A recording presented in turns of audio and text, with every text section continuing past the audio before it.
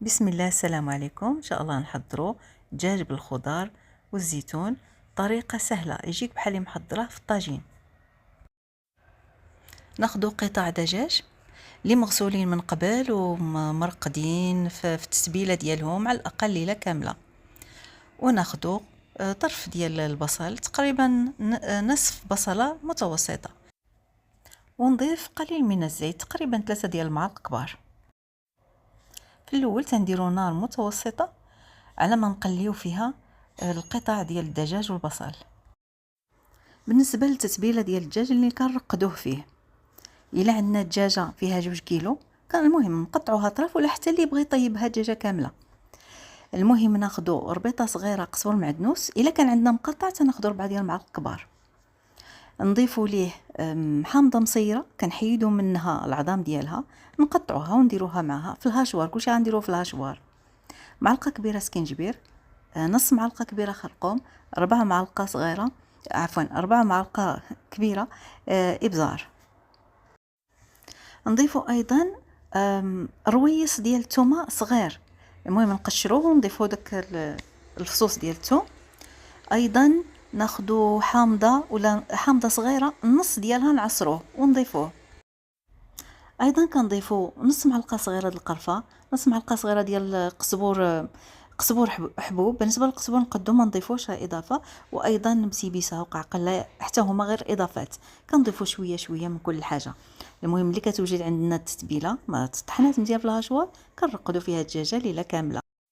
هنا من بعد ما تشحر لينا الدجاج ومع البصله، كنضيفوا معلقه كبيره ديال القزبور، شويه ديال القرفه، شويه ديال اذا عندي ازير مطحون، شويه ديال القرفه، شويه ديال التوابل ديال الدجاج، زنجبيل، الكركم، الملح وفلفل اسود. بالنسبه للازير والتوابل ديال الدجاج غير اضافات، اللي ما عندوش ما يديرهمش.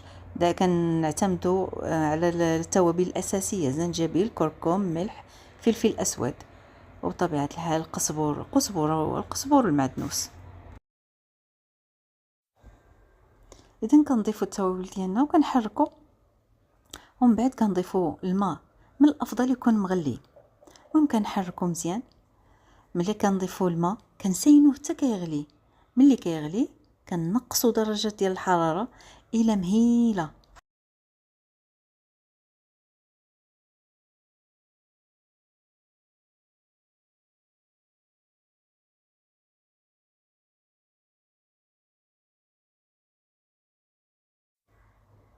اذا كي كتشوفوا راه كنضيف غير شويه ديال الماء، راه ماشي كتير، حيت عارفين راه غادي يطيب على نار مهيله. وايضا الخضر اللي غادي نضيفو ماشي من الخضر اللي كتشرب الماء.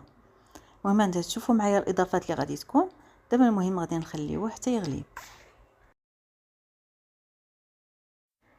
المهم ملي كنضيف الماء وراني عاد بحال ضايفه التوابل، كنبقى كنحرك في الاول كنقلبو. المهم تنتاكد بان حتى حاجه ما لاصقه، وغادي نسد عليه ونخليه حتى يغلي.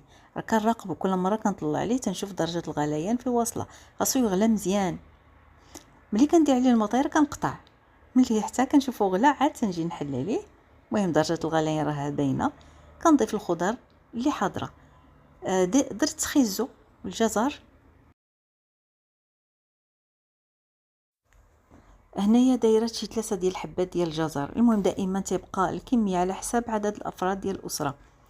المهم غادي نضيف ليه جلبانه عندي منقيه ومجمداها.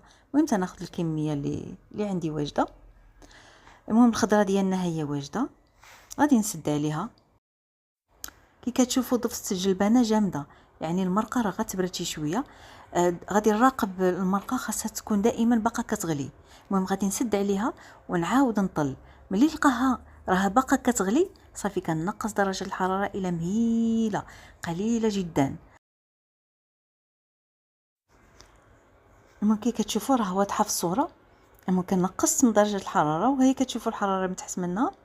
اذا بعد الغليان كي نقصت هنا بعد مرور 30 دقيقه.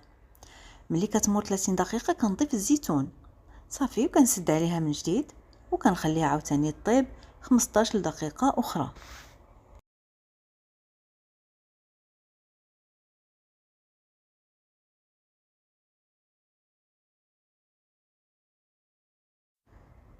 اذا كنسد عليها وكنخليها طيب 15 دقيقه.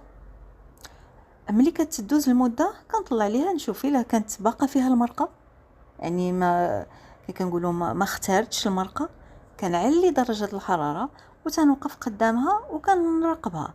المهم حتى كنشوف بلا المرقه جات خاتره، شي هنا راه رفعت درجه الحراره. الى المتوسط غير دقائق معدوده. المهم بالنسبه لي كتشوفوا المرقه كيفاش دايره، باقا شي شويه خاصها، المهم كتختار غير شي شويه وتنحطها وتنقدمها بالصحه والراحه. اذا دائما مع المراقبه. وغادي تشوفوا ملي كتلقاو المرقه ديالكم صافي نزلات، يعني الطبق راه واجد، تنحطوه تيبرد شي شويه. المهم هنايا المرقه ديالنا راها واجده صافي. هنايا كنطفي عليه كنخليه يدفى شي شويه، تنقص درجه الحراره باش نقدمه. وبالصحه والراحه، ان شاء الله تعجبكم الفكره وتجربوها وتردوا عليا الخبار. بالنسبه للتتبيله ديال الدجاج ان شاء الله نحطها في شي فيديو اخر باش تشوفوها، فيديو يعني فيديو مسجل. انا غير عطيتكم الطريقه بالصوت، ولكن ان شاء الله مره اخرى نوجدها لكم باش تشوفوها بعينيكم وقدامكم وتعرفوا حتى كيفاش كتجي في يعني في السمك، نقولوا حنا في الختوريه ديالها. الطبق ديالنا هو واجد، نقدموه بالطريقه كيفاش كتشوفوا. انا خليته حتى دفى شي شويه، تنبغيوش ناخذوا الماكله طايبه ولا يعني كتحرق حراره، تكون الحراره مرتفعه. المهم بالصحه والراحه، الطبق ديالنا هو هذا. السلام عليكم ورحمه الله.